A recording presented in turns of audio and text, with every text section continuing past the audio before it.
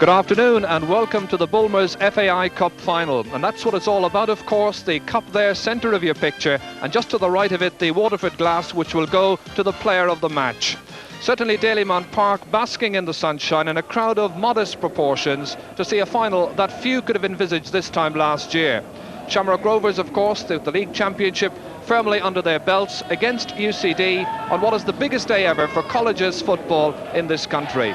The playing surface, as you can see from our pictures, bone hard, and even though it was watered in midweek, it could make for some very awkward bounces, despite the best efforts of groundsman Paddy Dunn. Everybody waiting for the two teams to make their way out onto the pitch. A shirt-sleeved attendance here, I would say probably up to about 8,000 or 9,000. And of course, with so many counter-attractions, not least the nearby seaside, it's a question of getting whatever vantage point one can possibly get. Plenty of colour. The Shamrock Rovers supporters, as usual, in very fine voice, as the roar of the crowd heralds the team's arrivals out onto Dalymount Park. Both teams, UCD and Shamrock Rovers, with the white tracksuit tops, and there's Henry, that's the UCD mascot, and Shamrock Rovers bring their little mascot as well, and with him the Shamrock Rovers captain, who of course is Pat Byrne, the number 6.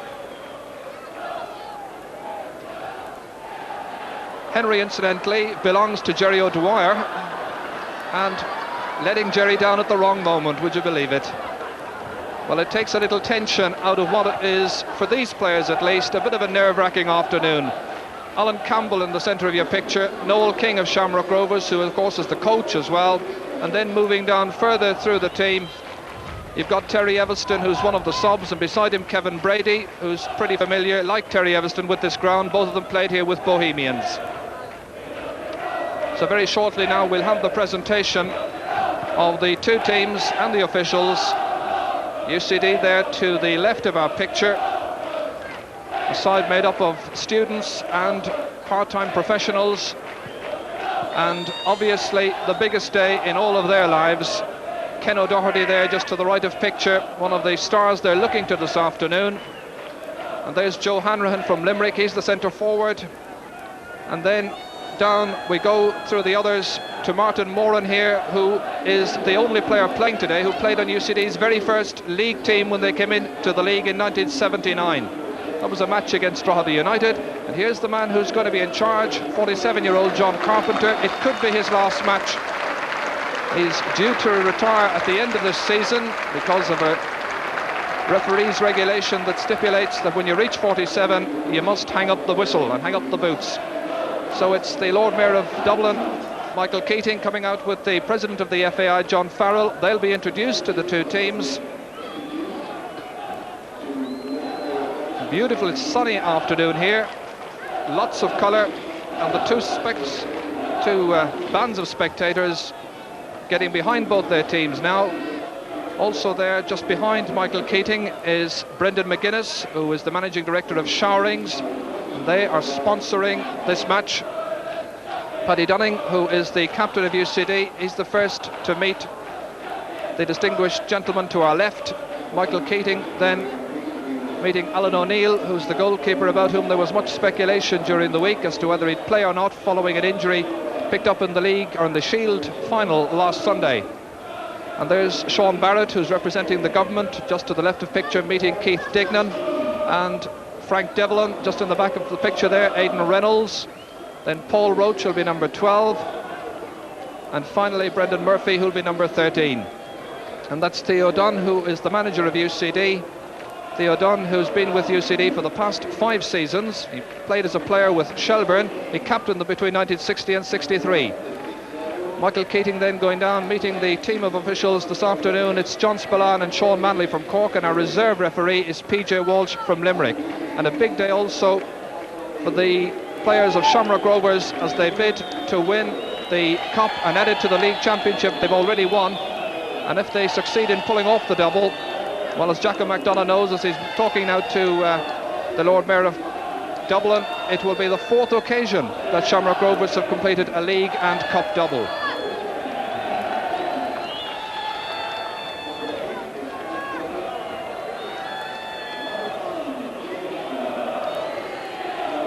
So everybody ready then to get on with the action. Tense moment for all these players. Very shortly they'll be able to get on with what they really want to do, which is start limbering up, as Alan O'Neill here tries to keep moving. Sanish Auron Nabian.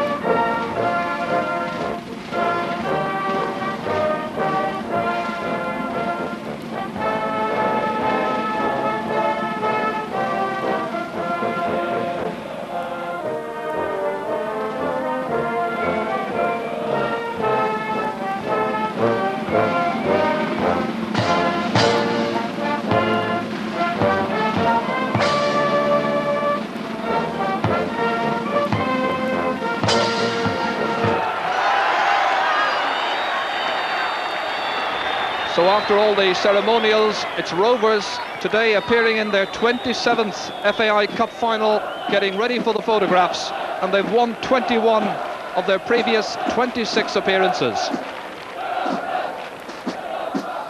The pictures that will be in tomorrow's papers, but making the news this afternoon. And Dermot Keeley anxious to break away, but told come back in. Dermot Keeley, of course, who was manager of UCD at the beginning of this season. And College here, of course, they've never been beyond the quarter-final before. Pictures quickly taken. And a chance to get rid of the tracksuits and get down to business. Dermot Keeley, who'll be at the heart of the Shamrock Rovers defence this afternoon. So it's time we take a check on the team news, starting with the league champions, Shamrock Rovers. And it's the strongest starting 11 available to Jim McLaughlin, with all injury doubts cleared up, and that includes leading goal scorer Alan Campbell, who had 7 stitches removed on Friday following a couple of facial injuries occurred when he clashed in training with colleague Dermot Keeley.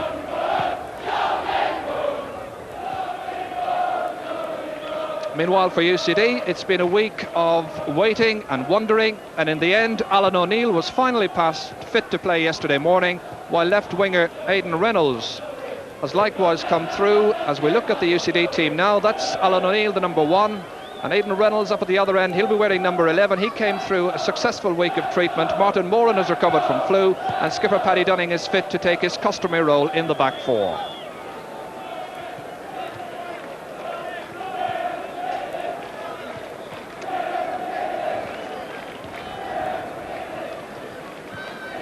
You see there just a patch where the pitch was watered down this morning, but really it doesn't make an awful lot of difference, and it's very arid and very dry. John Carpenter, our referee, taking charge of his 3rd FAI Cup final.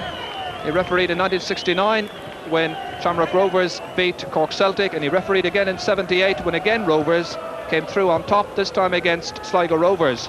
And that was the occasion, of course, when there was a very much a controversial penalty awarded to Shamrock Rovers, and they won the match by 1-0. But UCD, of course, come here with plenty of hope and plenty of student confidence. They've only lost twice, in fact, in their last 19 matches. And Aidan Reynolds here will be providing much of the width on the left-hand side.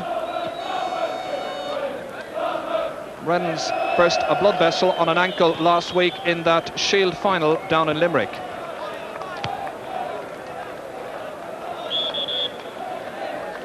It's UCD's 3rd cup final of the season also, having been beaten by Bohemians in the Leinster Senior Cup final, and they also lost on penalties to Limerick last Sunday.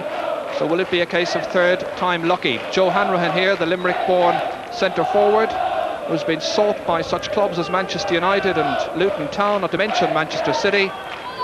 He'll be heading their attack this afternoon.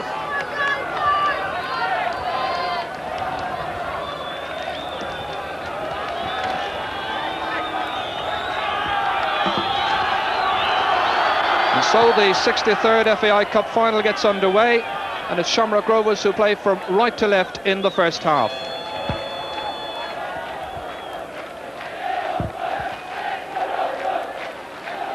Goalkeeper Jody Byrne. Whelan. Rovers this evening playing without numbers on their shirts, but they are numbered on the shorts. Jacko McDonough.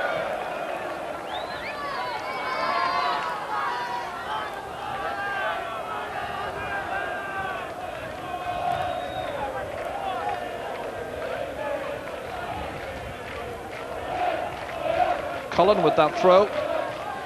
Once again a UCD ball.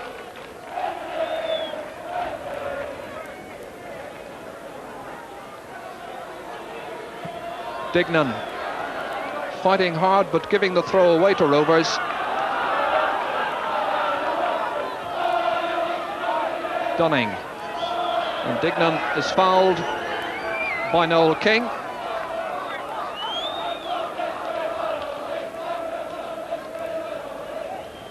This is Martin Moran.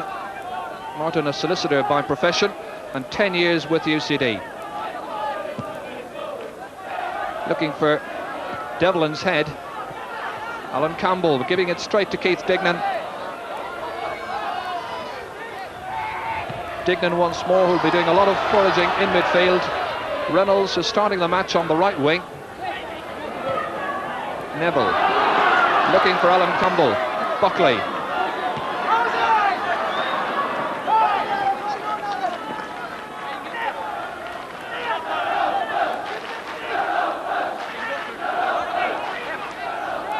Pat Byrne organising. Robbie Gaffney with that throw. Looking for Joe Hanrahan.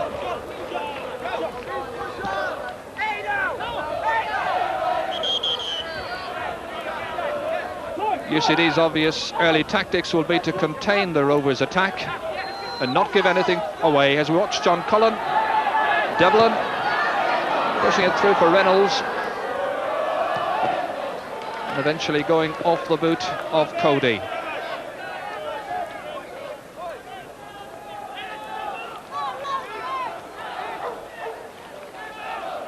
Gaffney, well, looking for Hanrahan, and Reynolds was in an offside position. Rovers' defence moving out very smartly.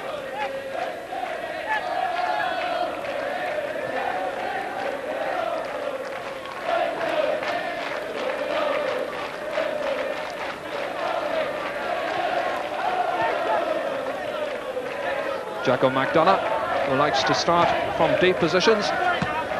Gaffney taking it on the chest for Cullen. And this is Ken O'Doherty.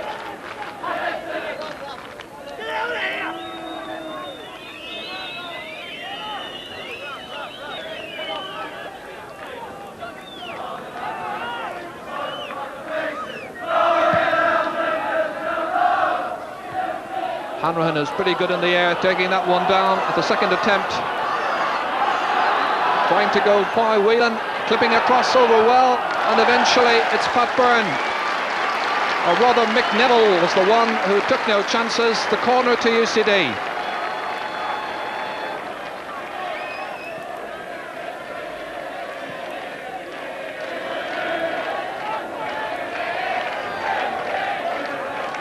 Four minutes gone. Still no score, and Joe Hanrahan here, ready to take the first corner. Byrne electing to punch that one clear. Back in by Robbie Lawler.